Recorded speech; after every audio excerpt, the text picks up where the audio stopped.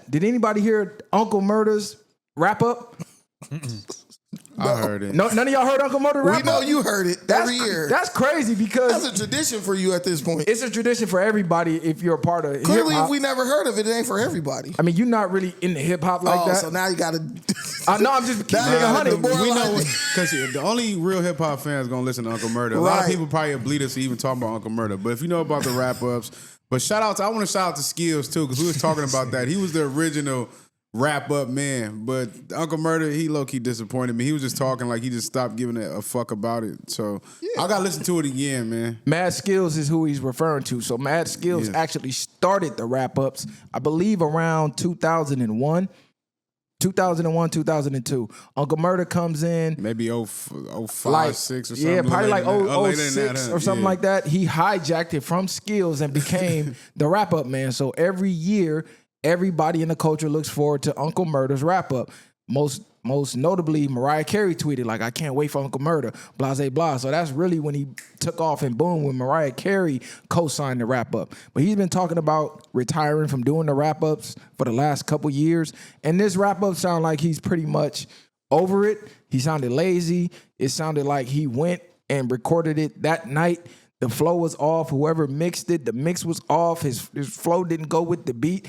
And it was lackluster. That's how you always say. It wasn't as funny. He usually got some funny shit to say. He usually cooking. He usually got beat switching up. He usually got a lot of different things. He probably getting old. He been doing this shit for it was just so years. much, probably just too much to fucking talk about. This was his one moment to shine, because you know anything, nobody listens to Uncle Murda throughout the year unless you're a real Murda fan. You feel me? Most people come December, now they looking for his music. But from January to November, nobody's really talking about Uncle Murda, just realistically. His shit doing numbers on YouTube, though, already. I sent y'all in the chat the Lord Vision, New Blessings. That's a good New Year's song. Like, it's only 1 minute, but it gets straight to the point. It's so good. Y'all got it in the chat. Murda. You're going to have to go back in the booth and make up for this one. This one wasn't it. I'm an Uncle Murda supporter. I've been an Uncle Murda supporter since back in 05 when he was just on YouTube taking shots at 50, trying to get in the game. So shout out to Uncle Murda. But you got to go back in the booth, bro.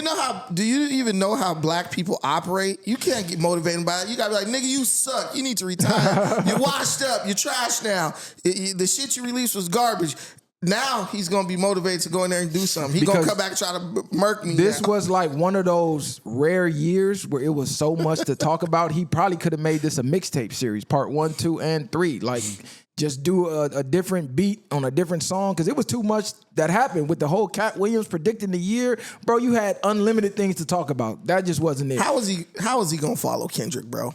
I think Kendrick iced everybody right now. Like, you just play. Look, I was listening to TV off. But look, this is the point of there is no having to follow Kendrick. Rappers didn't always have to follow another rapper. If a nigga drop some hot shit, you can still drop some hot shit because that's who you was as a rapper. Like, that's why I always say when people want to sound the same, it's like now you're trying to follow up to They Not Like Us or TV Off or any of these songs that Kendrick did. That's Kendrick Lane. Well, you know, now with the whole Kendrick Drake beef, it's going to be a whole new level, and has been a whole new level of stan culture since then. So I think that's where you're getting a lot of these people like, oh, you got to sound like Kendrick, or you got to, I'm not saying you, but you got to sound like Kendrick, or you have to, follow Kendrick up and be better than him, and you're in competition with him. Because of this new stan culture where they look at everything like a beef, they talk about numbers over product and things of that nature. So that's where we are right now. There's no beef between Drake and Kendrick no more. Come on. Yeah, that's over with. Kendrick won unanimously. Drake won that beef hands down. Okay. Oh, I'm not. Rage bait. Rage no, bait. $600 million deal with the NFL. We'll get to that later. Hey, when it's dead, let it go, put it in the casket. Hey.